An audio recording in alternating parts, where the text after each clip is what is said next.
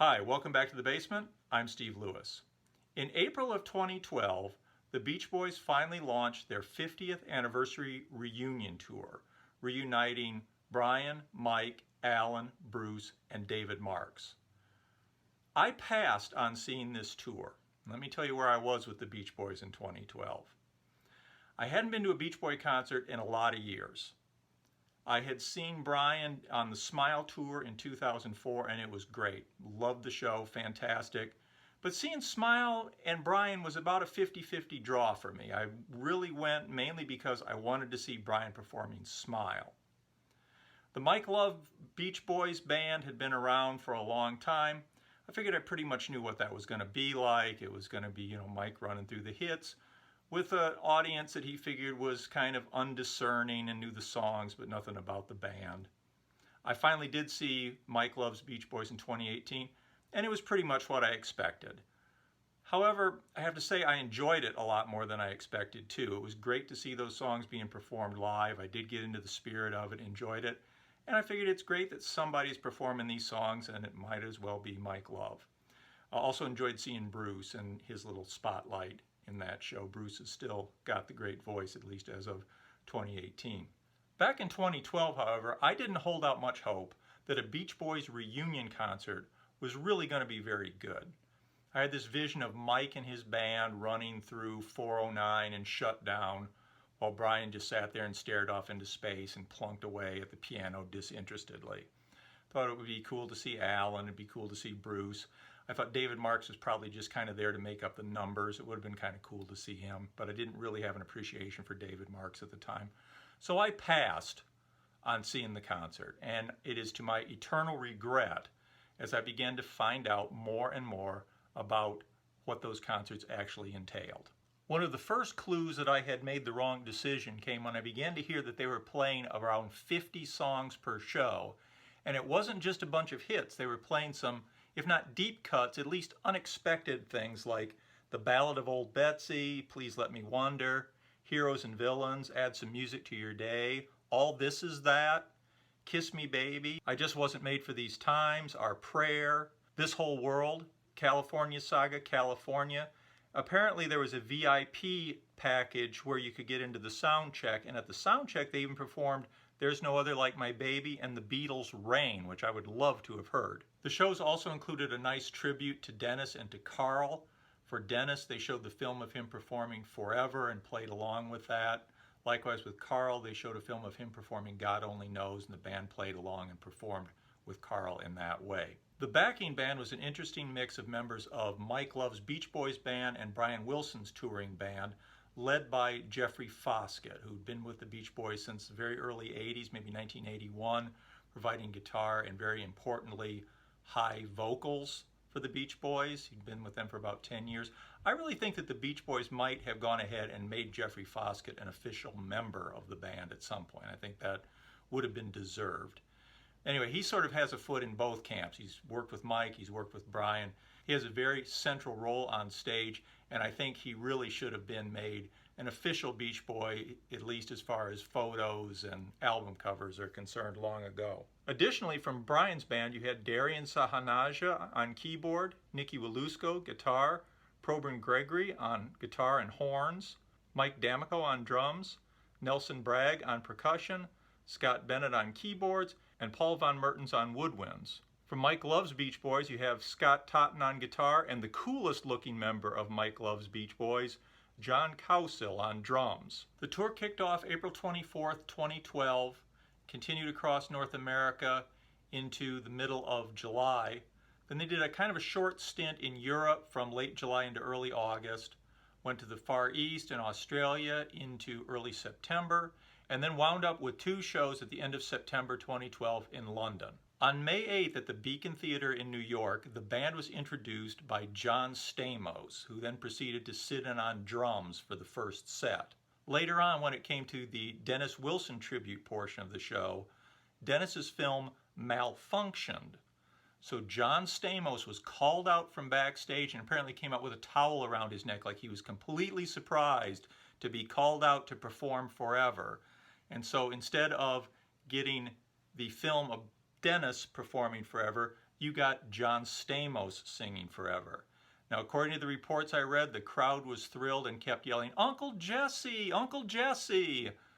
Well, I think if I'd been there, I would have also been yelling, but I probably wouldn't have been yelling Uncle Jesse when I found out that the Dennis Wilson portion of the show was going to be replaced by a spotlight number by John Stamos. Apart from that little incident, I think that I really would have loved to see these shows. They sound like they were phenomenal. I'd love to hear from anybody out there who saw them. Were they as good as I think they were? What can you tell me about them? I really feel like I missed out. I was so interested that I did actually pick up a copy of the tour program, which is very thick and very full of really cool photos and information and some really cool memorabilia reproduced. It's a much nicer tour book than I'm used to seeing. So it kind of goes along with the fact that this seems to have been a pretty classy operation. Undoubtedly, however, it was only going to be a matter of time before the whole thing ended acrimoniously, and it did. As usual with these things with the Beach Boys, it's hard to tell exactly who are the heroes and villains. People tend to blame Mike because he wanted to go back to touring with his version of the Beach Boys. I can understand that if he has a financial stake, people are depending on him. You can't force a guy to tour against his personal and financial interests. So they did complete the tour. It was apparently very professional and very well done. And then, in true Beach Boy fashion, it came to an acrimonious end. The tour did result in the release of some very cool items beginning in February of 2012 with this retrospective CD. It's basically a greatest hits. There's a new version of Do It Again recorded in 2012 here. Apparently it was something that the Beach Boys tried out kind of as an experiment to see how they would sound together after all these years. It's not bad. It's a little bit more guitar and drum heavy, a little stripped down compared to the original, but kind of cool to have. The rest of the CD is just sort of a greatest hits. But the booklet is very cool. It's got a lot of information, biographies, charts, nothing that you haven't heard before probably, but it's a cool little package. And I wonder where this was released. It looks like it may have been a Target exclusive or a Walmart exclusive or something like that. I got mine long after the fact on eBay, so I'm not really sure of the history of this particular release. Of course, in June, we got the release of the album That's Why God Made the Radio. At the time, unfortunately, I didn't pay too much attention to this. Like I say, I was kind of down on what the Beach Boys might offer, so I really didn't pay too much attention. When I finally gave the album a serious listen, it far exceeded any expectations that I could possibly have had. It's too big a subject to go into right now. I'd like to do a track-by-track review of it at some time in the future. November of 2012 saw the release of the Doin' It Again DVD. It's about an hour long. The first half is the history of the band with the usual clips and the anecdotes that you're used to hearing up through about 1965. Where it gets cool is after that, there's some previously unseen footage of the band recording Good Vibrations in the studio in 1966, which is really interesting and sort of the key item that's on here. Though, of course, I'm sure you'll see that footage now reproduced in a lot of different documentaries. After that, you get some information about them recording That's Why God Made the Radio, some stuff about the tour, a few little clips of the tour. You get little tributes to Dennis and to Carl. It's an enjoyable, if kind of slight release, certainly non-essential because now having been discovered, I'm sure that Good Vibrations footage is going to turn up in a lot of different places. I began to get a better idea of what I might have missed in November of 2012 with the release of the Live in Concert 50th Anniversary Blu-ray. 21 tracks from the concert here, which is less than half of what the shows apparently typically were, but some very interesting stuff. I'm always suspicious, however, with these because they can do so much with editing and so much with redubbing. I'm never quite convinced that what I'm seeing is actually a fair representation of what went on. I'm always a little suspicious. I did notice that when there were falsetto vocals, they often cut away to a wide shot or cut away to a crowd shot. They didn't really show you that it was Jeffrey Foskett or somebody else singing those high parts. A lot of clever editing, but it looks like it was a great show. It looks like it was beautifully staged, really cool stuff. Jeffrey Foskett does get his occasional close-up toward the end. Far from just being there to make up the numbers, David Mark's guitar breaks are one of the highlights of the show. It's really great. Alan sounds fantastic. His voice is remarkably unchanged. He's sort of a secret ingredient in the Beach Boys sound, and it's really great to hear him. Bruce gets remarkably little coverage, unfortunately. His spotlight song, Disney Girls, does not appear on the DVD, and he's mostly seen in brief shots or sort of cheerleading to get people on their feet or playing the keyboard, but you get very little of Bruce, unfortunately. I would have enjoyed seeing the performances of Forever and God Only Knows, which are not included on the disc. I also found it interesting that they play Kokomo so late in the concert, just as they're ramping up to the big high energy finale, because it's a kind of a slow-paced song and it doesn't seem to belong there. Seems to work, but I also wonder if they thought, well, you know, this is a song that has its detractors, certainly, and if they played it in the middle of the concert, I wonder if they were worried that a certain faction of the audience would use that as their beer set, and you'd have a big part of the audience getting up to go to the restroom or go get beers if they played it in the middle of the show. So they put it toward the end when people are riveted into their seats and everybody's really in the spirit of the thing. For my money, the Beach Boys have certainly done far worse things than Kokomo, but it does make me wonder if they were kind of hedging their bets by placing it there. For the finale, Brian comes out from behind the piano and takes center stage, and they hand him a bass. I think it's kind of symbolic to have him playing his original onstage instrument there at the end. He holds it and plays it in a very strange way, though. He's way up on the fretboard where he's plucking. I looked at some old films to see if he did that in the past. I noticed he did play kind of high, you know, sort of at the base of the fretboard, right where it meets the body. But in this case, he's way up on the neck of the thing playing, and then all of a sudden at a certain point with the editing, the bass disappears and he's just standing there.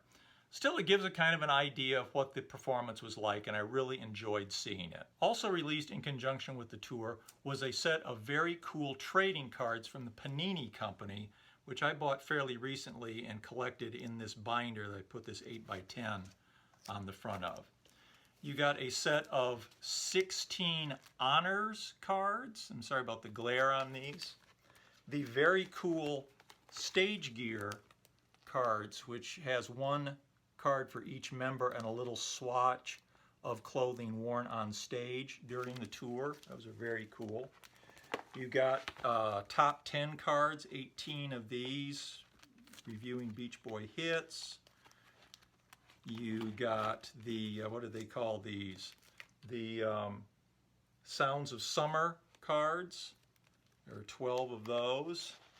The On the Record cards, little mock-ups of Beach Boy album covers. I really like those. They're kind of glossy and really, really very cool. And then you got the In Their Own Words cards with quotes from each of the band members. And finally, you got a huge set of 120 Beach Boy cards with historic photos, mostly from the very early days. No Blondie and Ricky period stuff in here, unfortunately. It seems to skip over that period, sadly. But very cool cards, something I really enjoyed collecting, and I'm a sucker for that kind of stuff. May 21st, 2013 saw the release of the inevitable double disc live album from the tour. Now, there's always a bit of controversy with live albums about how much sweetening is fair. I think fans have come to expect that there's going to be a little bit of overdubbing, some replacement of things that have gone wrong. It's not going to sound exactly like the raw performance.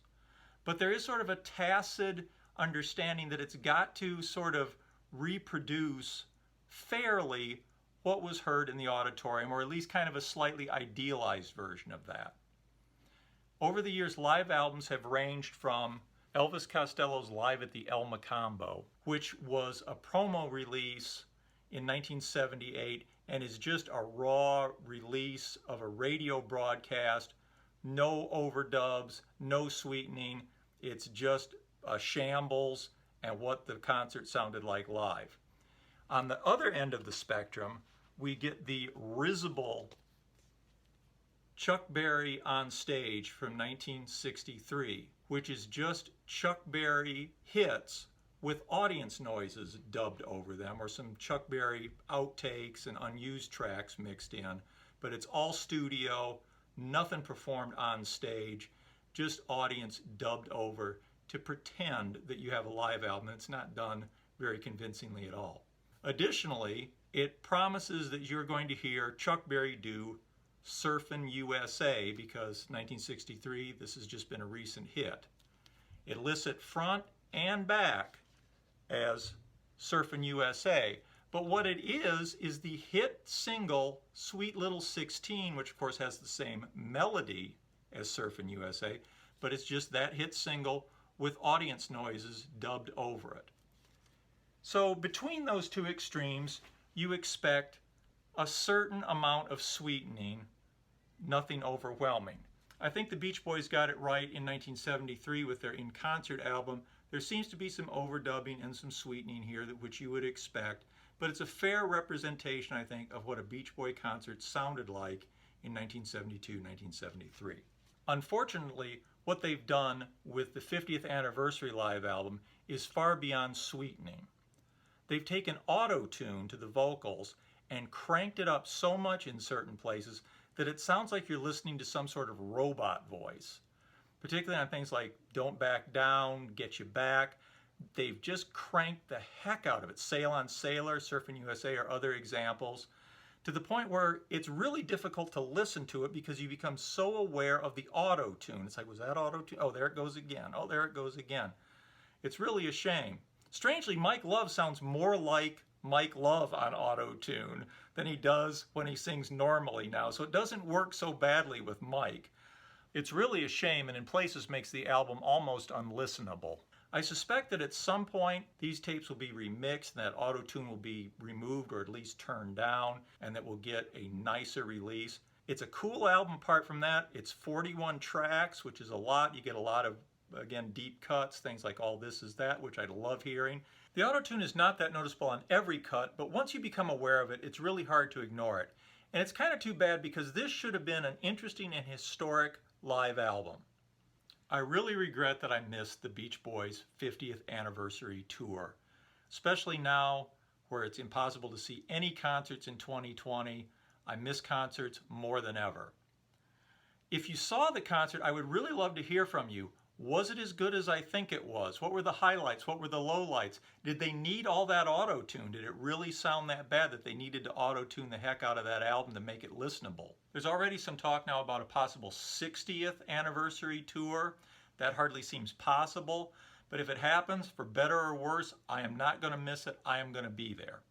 Hope you like this. Please like and subscribe. Please comment, particularly if you saw the shows. Love to know more about that. Hope to see you next time. Thanks. Bye.